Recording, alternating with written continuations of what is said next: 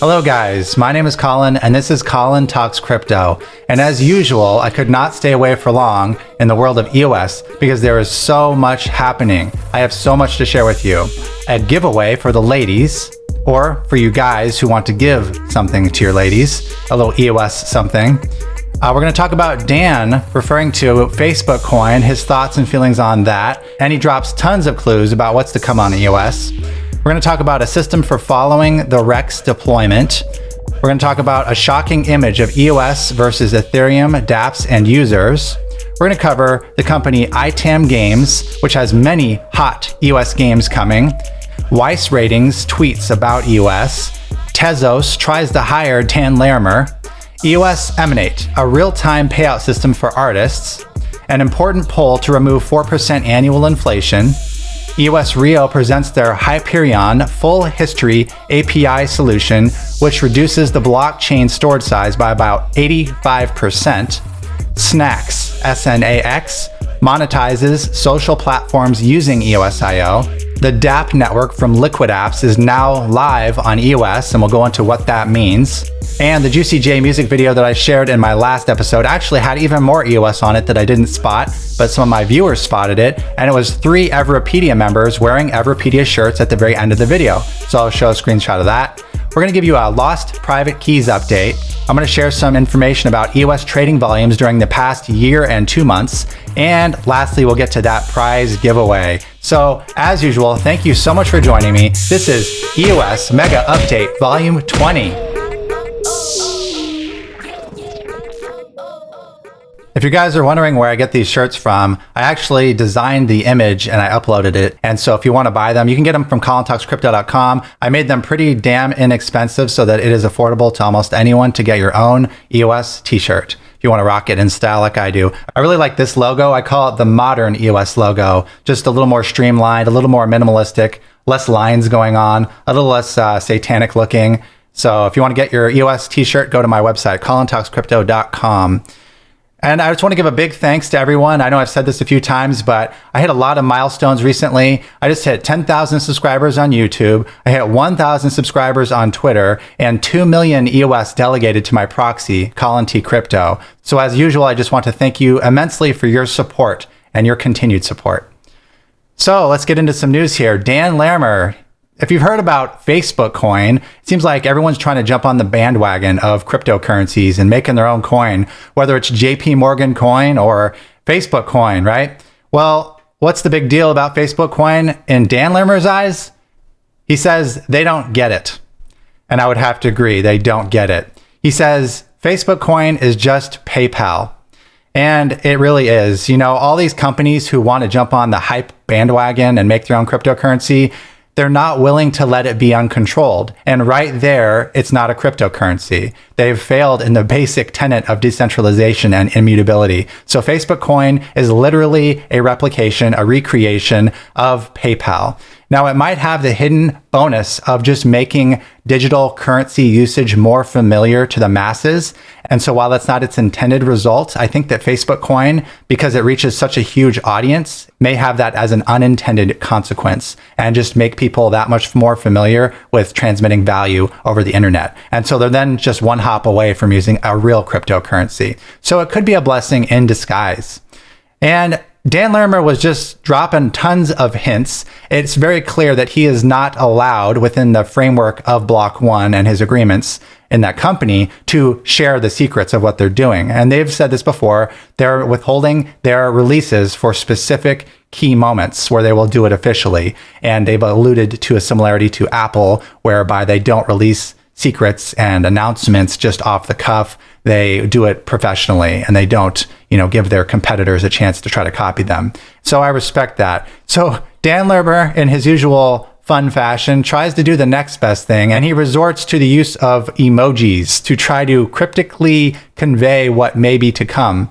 And so everyone's trying to guess, what do these emojis mean? And here's an example. He puts a bee, a finger, rain, fire, and then a zipper on the mouth.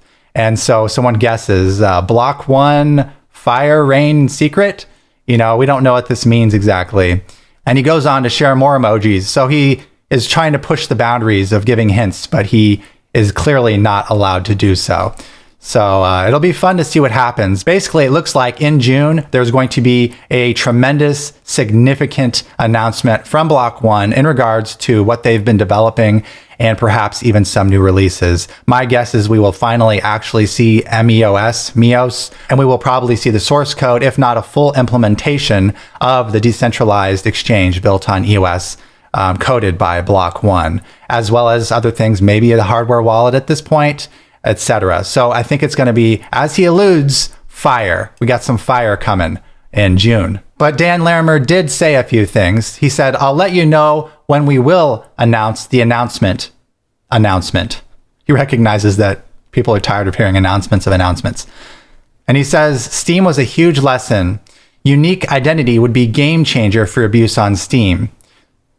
The past year, Block.one has been adapting to the huge success we had with EOS and a heavily changing regulatory structure. It is much harder to take risks when billions can be lost. Startups with little capital can take bigger risks because they only lose what they invest. Block.one has a solid vision for the future. The legal framework for tokens and digital asset trading is the biggest challenge to mass adoption. And he says, side chains are the future. Mainnet is the glue. And that's why I think that EOS is such a valuable token to be holding, because it's going to be the underpinning mainnet, as he says here, the glue for everything that's to come, whether it's the side chains, the inter-blockchain communication, projects built on it, tokens, etc. EOS is the ETH of the Ethereum network. It's that fuel, that gas, that underlying pin. And therefore, in my experience, in my opinion, it's going to have the highest value of anything that's on top of EOS. And a user asks, is it true that the EOS platform suffered a recent attack? And I believe they're referring to the 2 million EOS that was supposedly blacklisted by block producers, and then one block producer let it slip through. And Dan's answer was no. EOS proved how hard it is to censor users. And that's the real truth of the matter here. Even with a social construct, an agreement between block producers to not let certain stolen funds move, one block producer was all it took to allow them to move, because censorship is so difficult on EOS. And if that's not proof, I don't know what is. It's actually a good thing as far as proof of censorship resistance and immutability goes, because even that one transaction was not stopped from being communicated and broadcast to the network. And so in the future, everything we do, I think on EOS needs to be built into the blockchain as a smart contract so that it functions without these weird social constructs and agreements that are, as we observed, susceptible to fault and user failure. In the case of the one, BP who let the transaction slip through. And again, Dan Larimer goes on to put forth how he believes in eating our dog food, meaning we are going to build things on the platform that we created.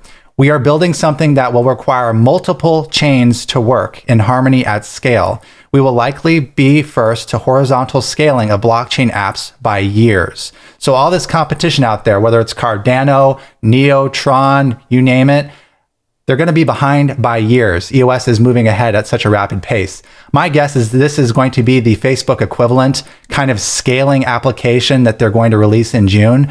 And they obviously need more capacity, more throughput than even just the main chain can handle. And so that's why they're going to be likely the first to horizontal scaling of the blockchain. Brendan has assembled a world-class team that is preparing to make big moves in June. Again, these hints about June. June 2019 is going to be fire. BitShares and Steam enabled me to learn enough to build EOS. Now I need to build something bigger than Steam with EOS.io, so I can learn to generalize the scaling of EOS.io. So he not only wants to create a humongous platform on top of EOS.io, but he wants to use it to test and further optimize and improve EOS.io to higher and higher levels of throughput. So this guy is pushing and pushing on the boundaries of innovation, and I love that. He says that EOS.io can sustain 2,000 transfers per second on our automated testing, and no dApp is near that yet. So again, he's trying to create one that pushes it beyond that. He says the internet can be stopped, but the decentralized exchanges needs the internet. Therefore, decentralized exchanges are impossible. The free market is the decentralized exchange. And I agree with him on the free market is the decentralized exchange. The choice between cryptocurrencies, having just one cryptocurrency is opposite, this maximalist viewpoint that Bitcoin needs to be all, or even EOS needs to be all, is, I think, a failure, because right there is very contrary to the very tenets we believe in cryptocurrency, which is decentralization. And it's decentralization not within a single crypto, as he's saying, but within all cryptos and the entire marketplace. Just food for thought, a very big look. So I think we should see a future where we have something like EOS, Bitcoin, Ethereum, all the top coins taking a significant portion of the market share, but not just one coin, because having that is itself a point of central control. And EOS Authority, as usual, creating amazing tools and resources. And we all want to know when the resource exchange is going live. So they created a website. It's eosauthority.com/REX. And on this site, you can see the exact path here. It kind of winds around like a snake. And you can see a green check mark for every milestone that has been completed and the number of days between milestones. And so you can see that to the next milestone, we have 47 days, but of that, we only have 9 days left. So in 9 days, the testing and ongoing improvements will be enacted. And then we're going to have a stable version ready to deploy. Next up is we need 15 of 21 block producers to implement it. And lastly, Rex will be available. So it looks like we have 9 days to this milestone, and then however long this takes, it could be a couple weeks of this to a couple months perhaps. So I'd say between 1 and 2 months until we see the resource exchange live and ready for everyone to use. And I, for one, am happy to wait patiently for this to be released and released in a bug-free manner.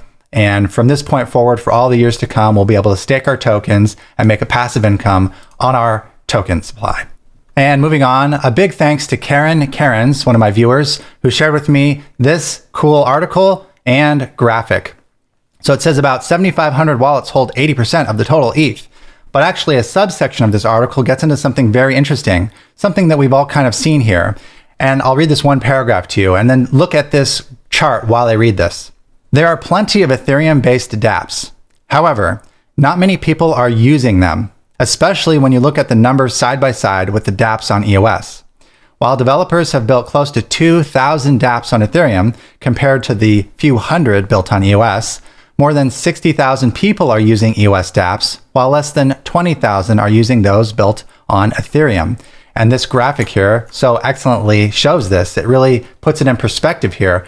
You have a huge number of dApps on Ethereum, which, by the way, has been out for like 3 or 4 years, just as a side note. And EOS has been out for less than a year. And here we have, several hundred dApps.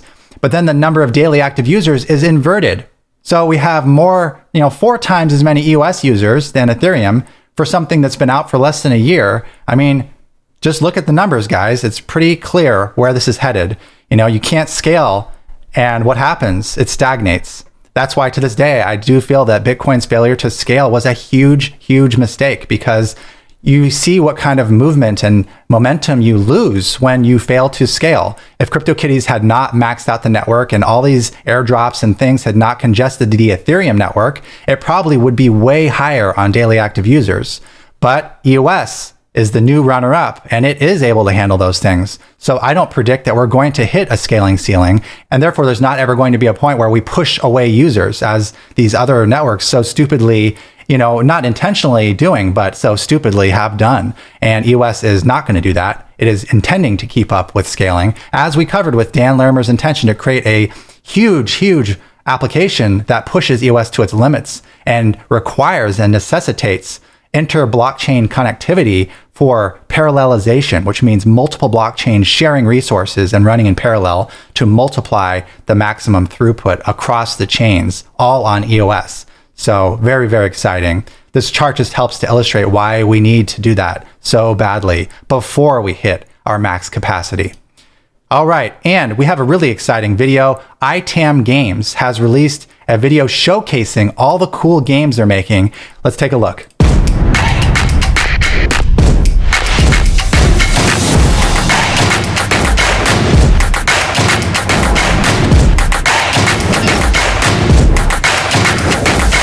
So you can own your own digital assets in games now.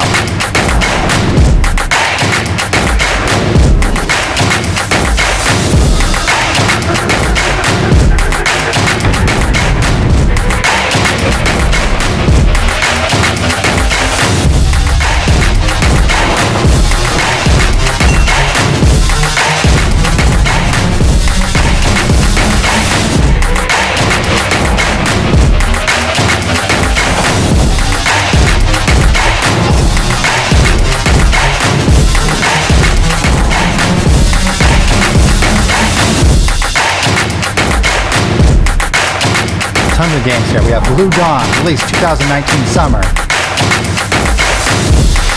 We have Dungeon Princess, a simulation RPG, 2019 April. We have Dark Side Dungeon, hardcore farming RPG, 2019 in May.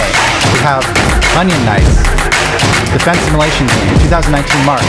We have Little Boy, multiplayer shooting game, 2019 in June. I mean, these guys have back-to-back-to-back games.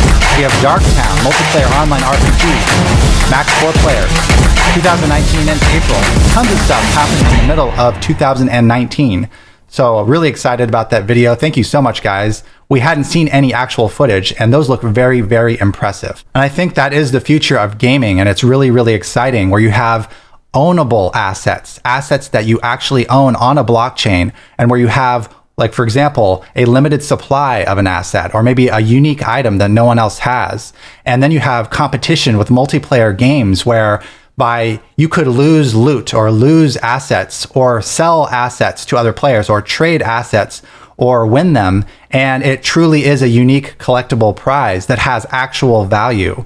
And so it increases the odds of gaming. I mean, imagine a first-person shooter, for example, like Fortnite or Counter-Strike, where maybe you have a unique vest or gun. And if you get shot, maybe there's a chance that you drop that vest or that gun and a teammate could take it or an enemy could take it. So you might think twice about jumping over that box and storming the enemy's base because you don't want to lose that weapon or that armor. And so maybe you fortify a better strategy. It really ups the ante and makes it, I think, a lot more exciting. And of course, you could have that as an option, or you could not have that, but it enables the ability for ownership on the blockchain and tradable assets. I think it's going to be extremely, extremely exciting for all gaming genres.